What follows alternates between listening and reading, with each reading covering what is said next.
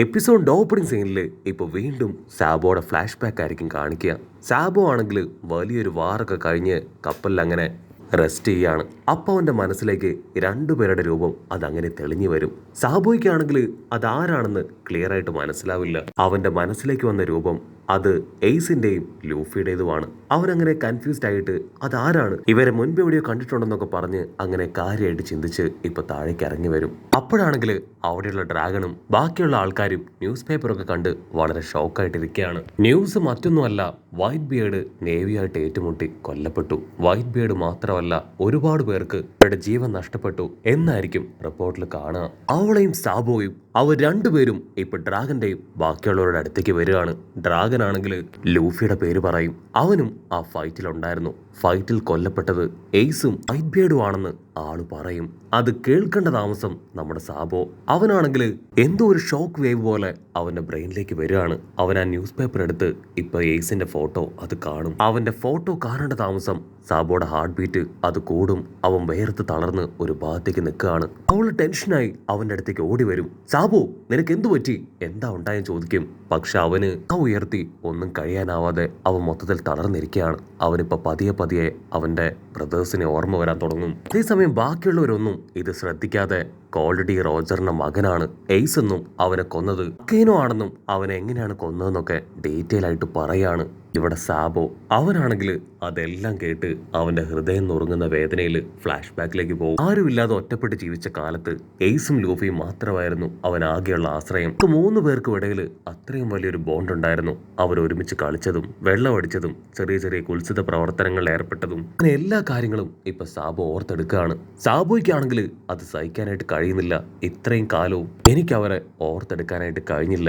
എന്റെ ബ്രദർ അവൻ കൊല്ലപ്പെട്ടു, അവനെ രക്ഷിക്കാൻ എന്നെ കൊണ്ടായില്ല എന്ന് പറഞ്ഞ് അവൻ നെഞ്ചു തകർന്ന് വീണ്ടും വീണ്ടും കരയാനായിട്ട് തുടങ്ങും. കവളയാണെങ്കിൽ അവളെ കൊണ്ട് പറ്റും പോലെ സാബോയെ ആശ്വസിപ്പിക്കാനായിട്ട് ശ്രമിക്കും. പക്ഷെ സാബോയ്ക്കാണെങ്കിൽ ഇപ്പൊ ആശ്വാസ വാക്കുകളൊന്നും അവന്റെ ചെവിയിൽ കേൾക്കാനായിട്ട് കഴിയില്ല. സാബോ ആണെങ്കിൽ ഇപ്പൊ വമ്പ ഫോഴ്സിൽ ടേബിളിൽ അവന്റെ തല കൊണ്ട് ആഞ്ഞടിക്കുകയാണ്. ഒരുപാട് പേര് ആ ശബ്ദം കേട്ട് സാബോയോട് കാര്യം ചോദിച്ച് അവനെ പിടിച്ചു മാറ്റാനായിട്ട് ശ്രമിക്കും. പക്ഷെ അപ്പോഴേക്ക് സാബോ അവൻ എയ്സിന്റെ പേര് വിളിച്ച് ഓ എന്ന് പറഞ്ഞ് അലറി അങ്ങനെ ബോധം കെട്ട് താഴേക്ക് വീഴും. അപ്പൊ അവിടുന്ന് അങ്ങനെ കട്ട് ചെയ്ത് അവൻ അവന്റെ ഇമാജിനേഷനിൽ എയ്സിനെ കാണുകയാണ്. എയ്സ് അവനെ നോക്കി കൈവീശി കാണിക്കുന്നതും സാബോയുടെ വെപ്പൻ എയ്സ് സാബോയ്ക്ക് നേരെ നീട്ടുന്നതായിട്ടൊക്കെ അവൻ അങ്ങനെ കാണും. സാബോ പതിയെ കണ്ണു തുറക്കും. ചുറ്റും അവന്റെ ടീംമേറ്റ്സ് അങ്ങനെ കൂടി നിൽക്കുകയാണ്. സാബോ കണ്ണു തുറന്നത് കണ്ടതും കവോളയ്ക്കാണെങ്കിൽ ഭയങ്കര സന്തോഷം. വാവു, നിനക്കൊന്നും പറ്റിയില്ലല്ലോ, ഓ ഗോഡ്, നീ എൻ്റെ സ്വത്ത് കുട്ടിയല്ലേ, നിനക്കൊന്നും പറ്റിയില്ലല്ലോ എന്ന് ചോദിച്ച് അവളാണെങ്കിൽ അവനെ ചേർത്ത് പിടിക്കും. കവള സാബോയോട് ചോദിക്കും, നിന്റെ പഴയ ഓർമ്മ അത് നിനക്ക് തിരികെ കിട്ടിയോ, എന്താ നിനക്ക് സംഭവിച്ചേ, മരിച്ച ഏസ് അത് നിന്റെ ആരാ? ഉടനെ സാബോ പറയും, എനിക്ക് എല്ലാ ഓർമ്മയും തിരികെ കിട്ടി, മരിച്ചത് എൻ്റെ ബ്രദർ എയ്സ് ആണെന്ന് പറഞ്ഞ് പഴയ കാര്യങ്ങളെല്ലാം ഒന്നൊന്നായിട്ട് പറയാനായിട്ട് തുടങ്ങും. കവളയ്ക്കാണെങ്കിൽ ഭയങ്കരമായിട്ട് പേടി, ഇനി ഒരു പക്ഷേ അവൻ ഈ ആർമി ഉപേക്ഷിച്ച് അവിടുന്ന് പോകുമോ എന്ന്. അതിനവൻ പറയും, ഒരിക്കലും ഞാൻ ഈ ആർമി ഉപേക്ഷിച്ച് പോവില്ല. കട്ട് ചെയ്ത പ്രസന്റ് കാണിക്കും സാബോയുടെ ഫ്ലാഷ് ബാക്ക് സ്റ്റോറി.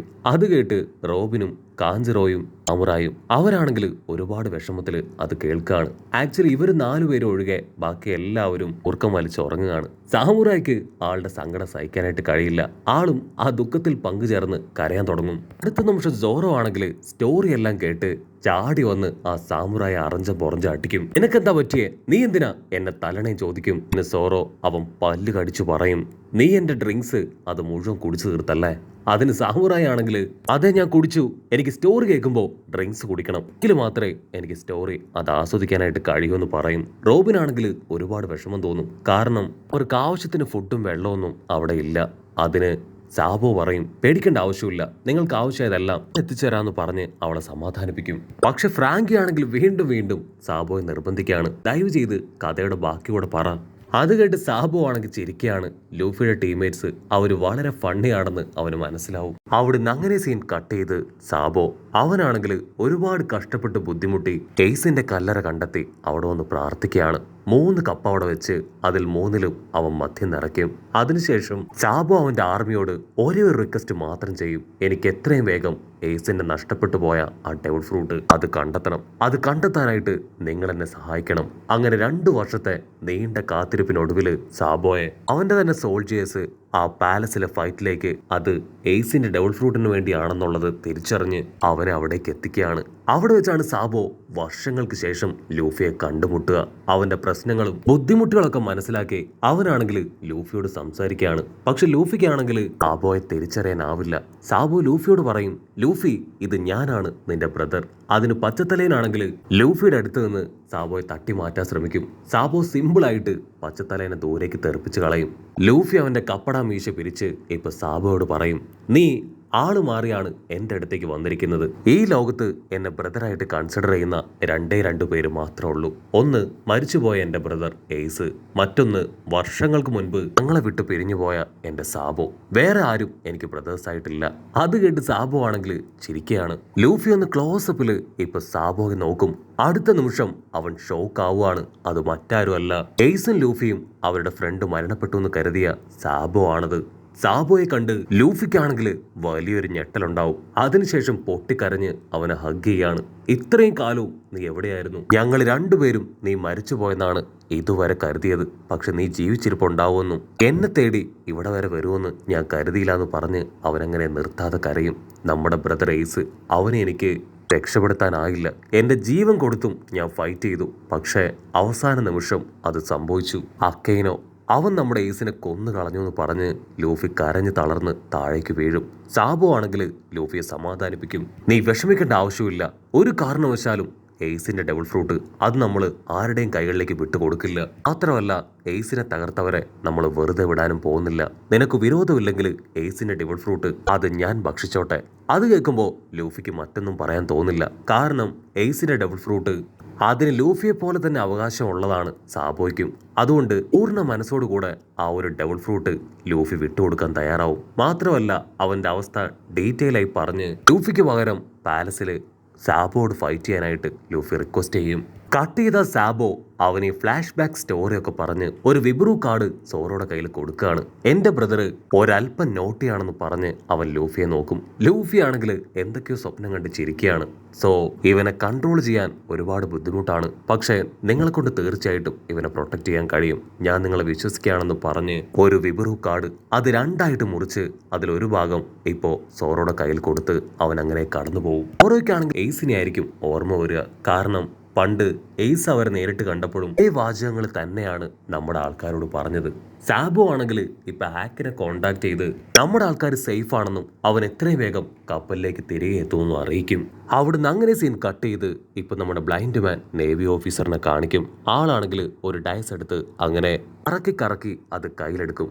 അതിനുശേഷം എല്ലാവരോടുമായിട്ട് പറയും, ഈ ഡയസ് അത് ലൂഫിയെ ഫേവർ ചെയ്യാണ്.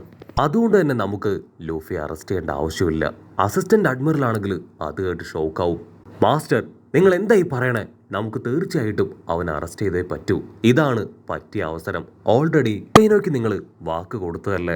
അവരിപ്പോൾ എവിടെയുണ്ടെന്ന് കറക്റ്റായിട്ട് നമുക്ക് പിടികിട്ടി കഴിഞ്ഞു. ഈ അവസരം നമുക്ക് വേസ്റ്റ് ആക്കാനാവില്ല. പക്ഷെ ബ്ലൈൻഡ് മാൻ നേവി ഓഫീസർ ആണെങ്കിൽ വീണ്ടും അവരെ സംസാരിച്ച് കൺവിൻസ് ചെയ്യാൻ ശ്രമിക്കും. കട്ട് ചെയ്താ ഇവിടെ പാലസിൽ നമ്മുടെ പച്ചത്തലയൻ അവൻ പ്രെഡിക്റ്റ് ചെയ്തതുപോലെ തന്നെ ചുന്ദരം പകരിട്ട് അന്യനായി മാറി. പക്ഷെ പേടിക്കേണ്ട ആവശ്യമില്ല. അവന് ചെയിൻ ഇട്ട് ലോക്ക് ചെയ്തുകൊണ്ട് തന്നെ അവന് അവിടെയുള്ള ആരെയും തന്നെ അറ്റാക്ക് ചെയ്യാനായിട്ട് കഴിയില്ല. ടബേക്കയാണെങ്കിൽ ഇപ്പോൾ നമ്മുടെ ആൾക്കാരെ കുറിച്ച് റിങ്കു കിങ്ങിനോട് ചോദിക്കും. അതിന് റിങ്കു കിങ് പറയും, അവരെല്ലാവരും സേഫാണ്.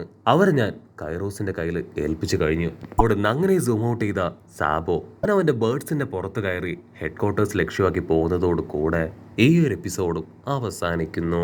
എപ്പിസോഡ് ഇഷ്ടപ്പെടുകയാണെങ്കിൽ തീർച്ചയായിട്ടും ലൈക്ക് ചെയ്യാനും കമന്റ് ചെയ്യാനും ഷെയർ ചെയ്യാനും മറക്കല്ലേ. അടുത്തൊരു അടിപൊളി എപ്പിസോഡുമായിട്ട് കാണുന്നവരെ it's me with Mallu episode.